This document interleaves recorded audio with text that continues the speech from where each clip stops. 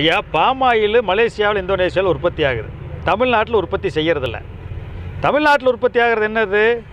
தேங்காய் எண்ணெய் உற்பத்தி ஆகுது, நல்லெண்ணெய் உற்பத்தி ஆகுது, கடலெண்ணெய் உற்பத்தி ஆகுது. இதெல்லாம் உள்நாட்டு எண்ணெய் வித்துக்கள்.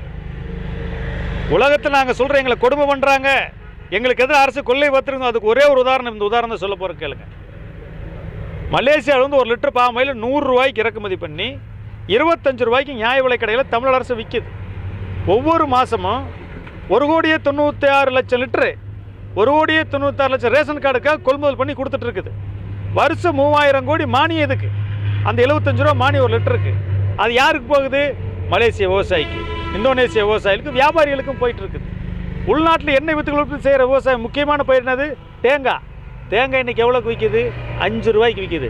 குப்பை 1 கிலோ 6 ரூபாய்க்கு விற்கிது.